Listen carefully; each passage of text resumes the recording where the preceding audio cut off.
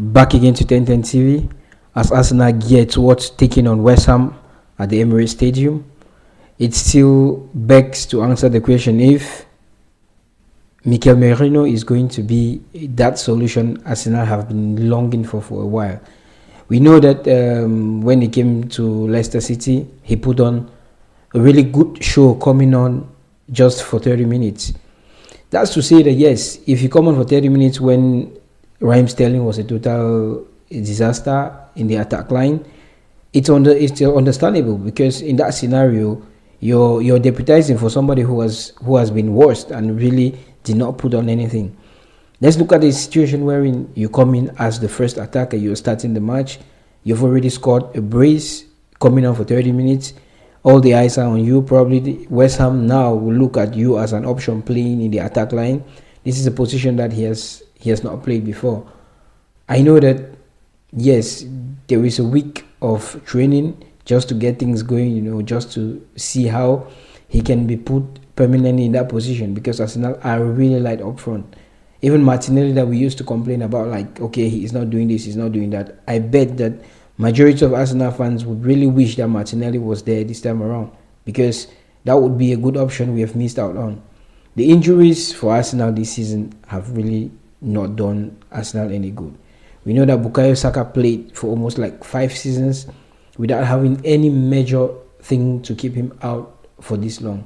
He's never sustained anything. He was really durable. Even Kai Havertz, whom everybody was giving a backlash to, like, why didn't Arsenal sign anybody to come and replace him, or to come and just play for him, or to come and relieve him of the weight that was on his shoulder?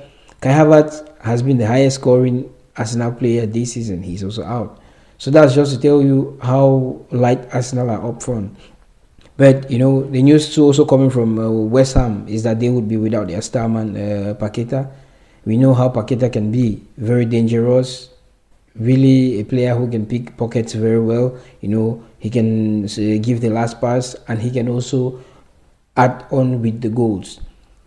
So I think this one is really going to be a good match. It's at the Emirates. Arsenal just slide to win over Leicester, because the match was not a good one.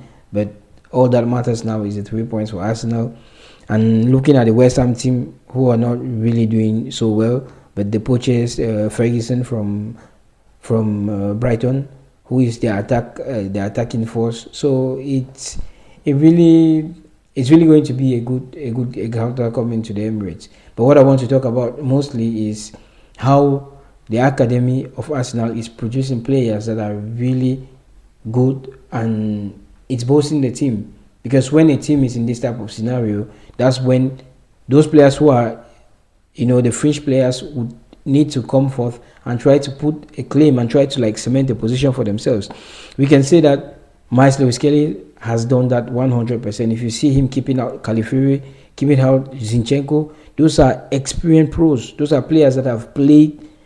Okay, I will not say Calafiori has been that player playing for this long or everything. Yes, but that is a player that last summer he was playing for the Italian national team. He was really good. When Arsenal made this purchase, everybody knew he's coming to play, deputize probably for Gabriel, or keep the left back spot his own. But due to injuries and everything, that came Lewis Kelly, and he hasn't looked behind. So since coming to the team, he has really showcased himself well. He has played well. Looking even the way he played, very important matches. Like today, Hoverberg came out to also, make some suggestions that Michael Oliver, yes, he was wrong to give him the red card, but the abuse he got online and everything, he tried to put some few words. Yeah, we understand that the PGMOL, headed by Hoverberg, they would always want to come out with something. They always want to give some excuses for these people. We will not stand here and say that we are trying to approve of any forms of getting to the media to attack officials or anything. No, but we should say it the way it is. Whenever they are wrong, we should put it out there, because when the players don't perform, we put it out there. It costs managers jobs and everything. So Yes, however, you're right to come out and say what you have said, but we also need to understand that when these people are wrong, in whatever way they are wrong, we need to call it out, because the game actually needs to be 100% free and fair for everybody, so that no one will feel, no one will feel worried or in any form of mistreatment on the pitch, or any agendas or whatever. So that's what we're just trying to stamp out of the game, 100%. That's what we're trying to stamp out. We should also talk about Ethan Wanyeri. Among the players, I'm still making claim that they have come in to cement the position for themselves. Ethan Wanyeri is a 17-year-old, but the way he plays, the way he carries the ball, he makes me.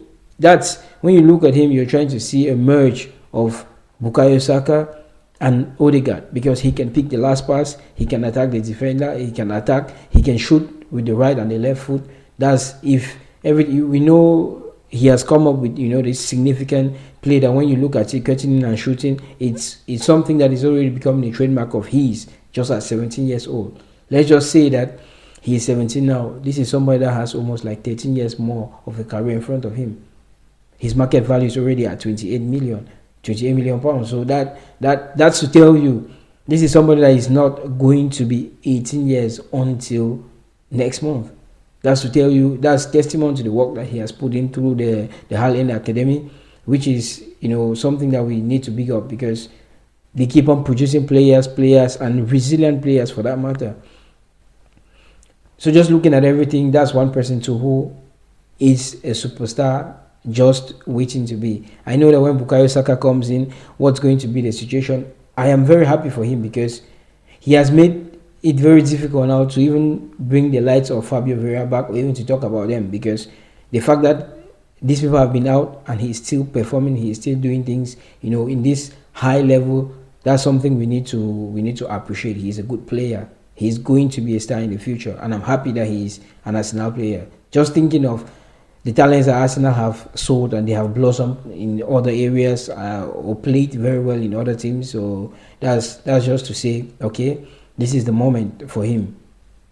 I would also say Mikel Merino hasn't done anything wrong. He has put a very good claim for occupying this position of the false nine. He would do it. He's a midfielder, but he has that height. He has. When he scored the second goal against Leicester, I saw something which is peculiar.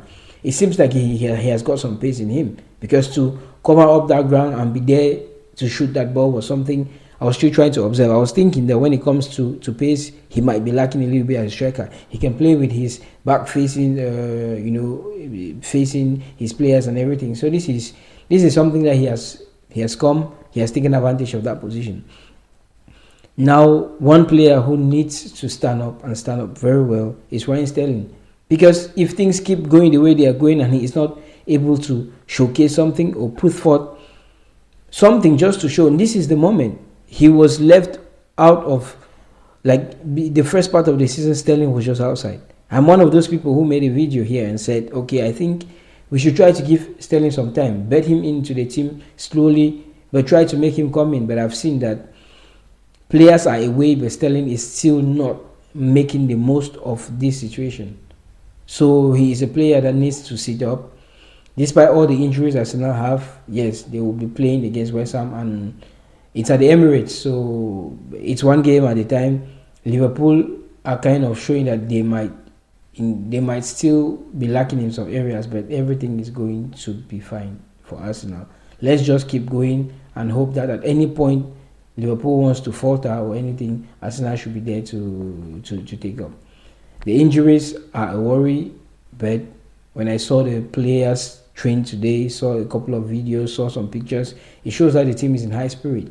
So let's keep the spirit going, and let's keep supporting the team in the best way we can support. All we can do is take it one game at a time and keep getting the 3 points, and hope that whenever Liverpool is falling off, we should be able to pounce. Until that, it's a goodbye from me, and we're signing out.